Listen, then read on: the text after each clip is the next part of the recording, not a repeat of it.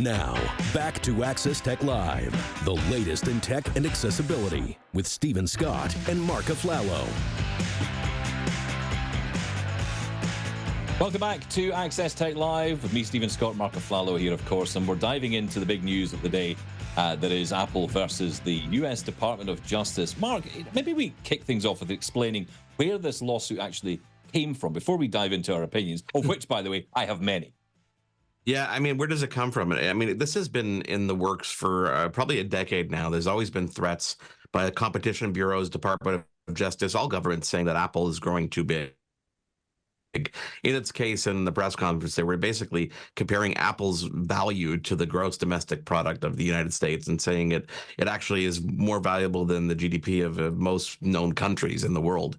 And then they go on to start breaking things down into what they call anti-competitive behavior.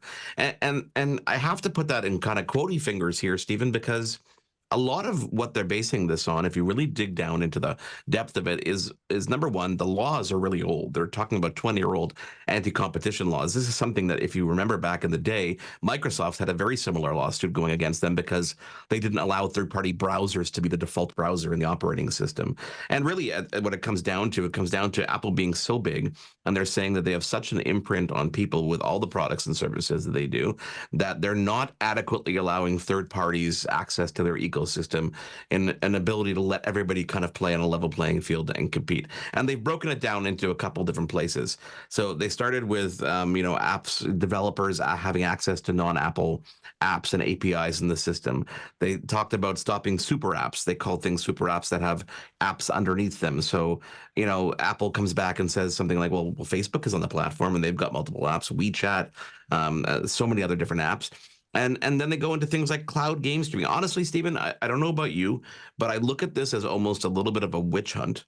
And it's almost like they're trying to penalize, or it feels like they're trying to penalize success and growth. A company's getting so big, and they're basically saying, you're getting too big, you're getting too popular, we have to penalize you in some way, shape, or form.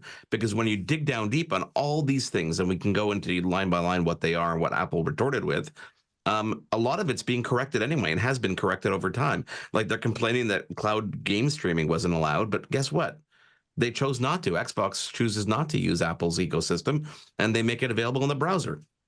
GeForce Now, same thing. Apple's never stopped them, and they've never tried in the first place to put an app in the App Store. So how do you make that argument? And I know you've got some strong feelings about all this too. I do, and I always try to come to this without sounding like an Apple fanboy.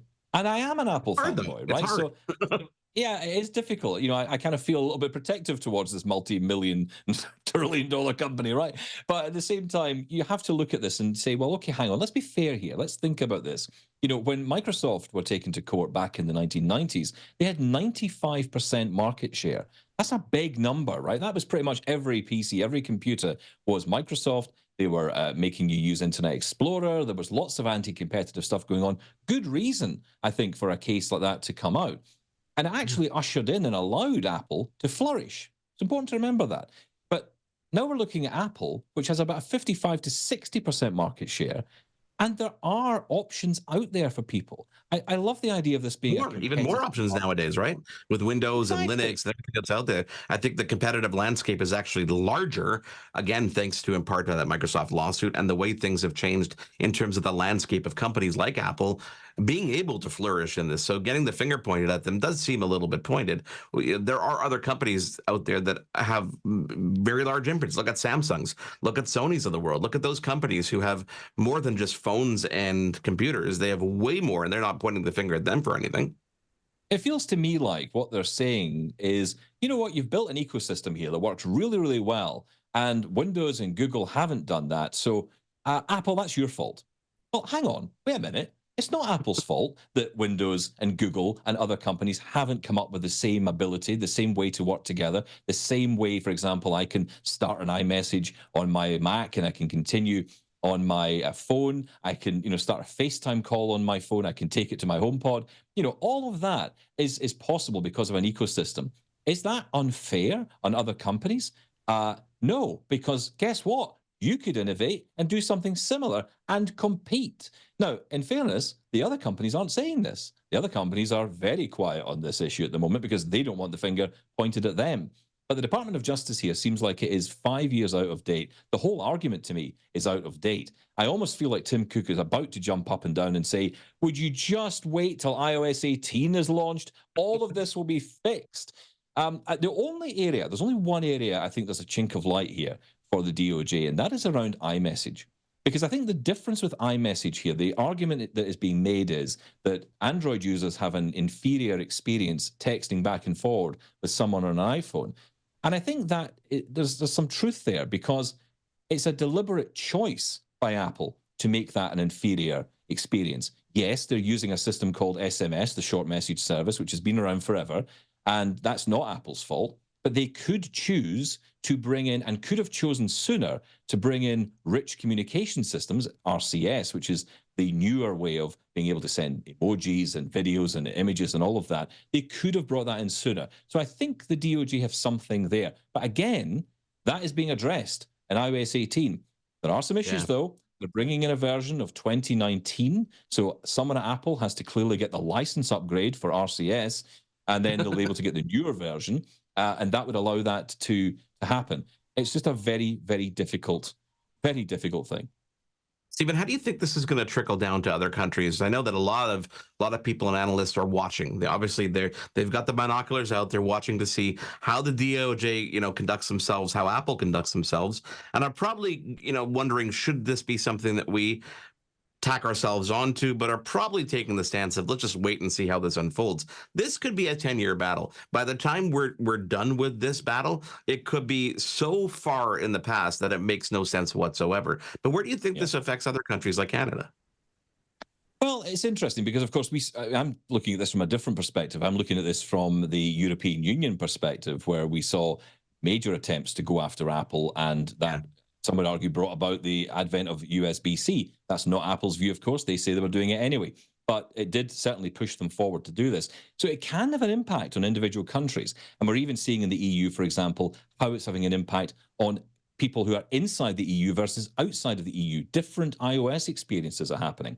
So it depends, I guess, on the countries. And I think what's happened here is the EU decision to go after Apple emboldened the US Department of Justice to go after Apple. That could be the same in other countries. And Canada does have the ability to, and certainly has the nous to go up against these big companies. They may well do that.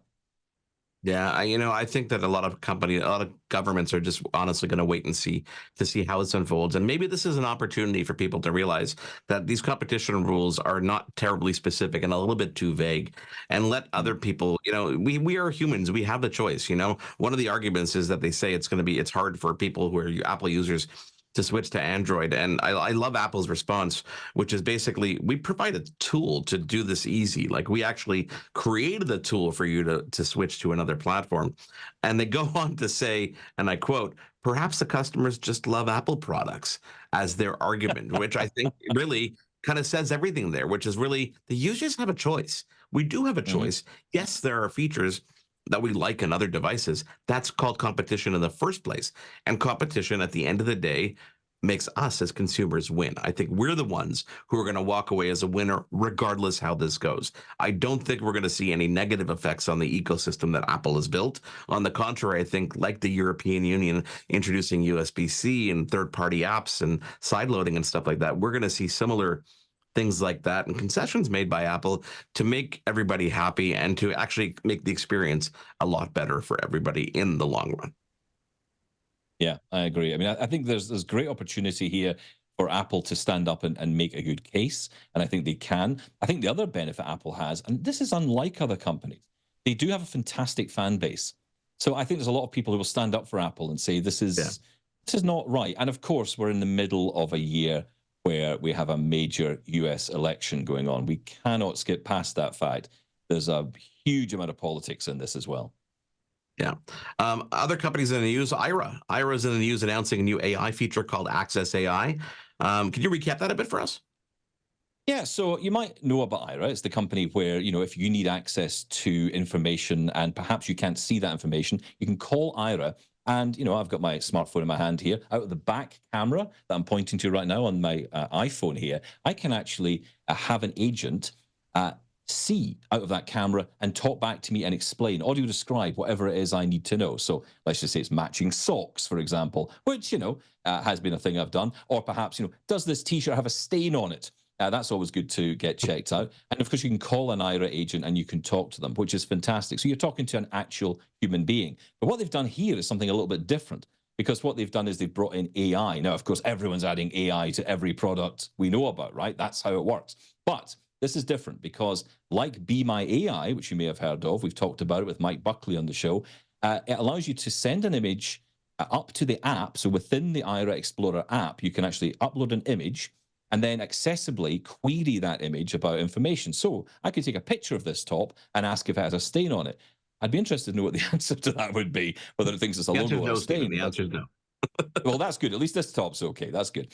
But, it's interesting, right? Because it allows you to do that, but then you can go one step further. You can query the image further, but then you can also connect with an agent. This is the most important bit. You can connect with an agent to get the answer to further questions. So again, you're sending that image to a human for verification. So I was quite lucky, as you said at the top of the show, to catch up with Troy Otilio. Now, he is the CEO of Aira, not Be My Eyes. I get mixed up with all of these companies, but he is the CEO of Aira, and he talked to me to find out more about this new feature. You can provide images, you can take pictures, you can get descriptions, you can interact with it. You can do that with a lot of apps. But one of the main differences with Aira is that you can also interact with the agents. So we are stitching together the experience so that, when there's a point in time when you're not confident about what the AI is providing back, that description, or you just want it to be verified, you can ask the agent, and I'm not talking about a call. You just simply mark the image or the description, and then you say you want some more information. You say that you want it verified, and free to you, the agent will respond in 20, 30 seconds with either everything looks great or here's what the AI didn't catch. This was a hallucination, or it was missing this information. That is Aira CEO Troy Otilio. Now, Stephen, you mentioned privacy, but at the end of the day, someone really can share their bank statement or personal information with Aira agents, and in turn, that uses AI and third-party AI services. So how can Aira promise the same level of privacy for users of access to AI service? Yeah, and that's the tricky question, isn't it? Because you've got two things going on here. You've an Aira agent who you're paying for, and that is within a secure world. But once you start embedding AI into technology, you then have the issue of breaking it open out into the wider world. What's happening to that image when you upload it to the app? That's a question I put to Troy Otilio. Here's what he had to say. When you use Aira or any app, the guarantees about how your data is handled are in those sometimes long to read terms of service privacy policy. As an aside, we work with an attorney who focuses on making this simple as possible language, but ultimately we didn't have to change our terms of service. We didn't change our privacy policy to launch this. Why? Because you get the same guarantee about your data, as you just mentioned, with our Access AI. How do we do that? We're using the paid enterprise version of AI, and in a minute I'm going to tell you we also have access to Gemini, which is another model. So whether it's Be My AI, whether it's Gemini, or other models that we may include in the future, we are going to leverage the enterprise or secure version, and I'll describe a little bit on that, but ultimately we give you the same guarantee about your data. It is only it's only stored with Aira. These images that are going to AI are not. The OpenAI folks do not have access to them. The Gemini folks do not have access to them. Your data is handled in the same manner that it's handled with agents. Okay, so clearly, Stephen, they've obviously thought that through, which is absolutely great. Now, I got to ask you a question here, because there's been chatter amongst the community about how long Aira agents take to answer calls. Do you think this is going to be the same concern when it comes to Access AI? Yeah, well, if you think, now we can query images, so suddenly there's more questions being asked of the agents, so more agents being asked those questions. You know what? I asked Troy exactly that in our interview on Double Tap, Mark, and I'm pleased to say that Troy did not shy away from answering it. We know that we have been not staffing fast enough at Aira. We monitor that internally. It's something the team has been working on. It may allow me to point out that during last year, we started a process to convert our agents from being contractors to employees. We didn't make a big announcement about this, but I realized that it helps, explain a little bit about what we've been doing to address wait times. We knew in 2023 that, we have a service that is growing, and to make it even more attractive to be able to bring on more agents and also to do a better job scheduling, it was time to move to the next phase of Aira, where the visual interpreters, who are professionals, are employees of the company with benefits. And during that process, we had to hire differently. And I think last year, at the end of the year, some of the call times, some of the wait times were well beyond what we expect, what you expect. And now, beginning this year and continuing on, we're at a much better staffing level. Is AI going to, reduce call volume? Is it going to increase call volume? Because one might argue that with more functionality in the Aira app, more people will download it, which is our hope. More people will engage with it, and more people will make use of access offers. So it is our hope that we actually get more calls. That's why our beta is not a public beta, but it's by, I'd say, invite, or within the app you sign up, and we'll be adding people, daily, weekly, but we are not going to add everyone at once, because we want to make sure that our staffing and the wait times are not affected by potential increased use of Aira visual interpreters. Okay, Stephen, so here's the question du jour. Is the feature available now? Well, that's what everyone wants to do, isn't it? Well, look, it's I'm using your little finger quotes again. It coming soon to everybody. But like Be My AI before it, and like other AI rollouts, this does take time, because obviously this can overload a system very, very quickly. So a very slow rollout. However, the good news is it will be free. You don't need to pay for it, which is wonderful. There is a beta program you can find at Aira's website, and I'll give you that address in just a moment. You do need to have an Aira account, though. You do have to sign up, which involves either giving your email address or your phone number, just like everything else these days. But you can download the app. You can try it yourself. It's on Apple and Google's App Store as well. Just search for Aira Explorer. To spell that out for you, AIRA Explorer. That's Aira Explorer. Check out the website as well for more information. That is Aira, AIRA.io. Stephen, we talked a little bit about CSUN over the past couple of weeks. Well, it's over. It happened last week, and we had a team there to capture all the excitement on the show floor. And we're going to meet some of the really cool companies that you didn't meet because you weren't there from CSUN after a quick break here on Access Tech Live. There's more Access Tech Live to come. Get involved and have your say at Access Tech Live on social media. We'll be right back.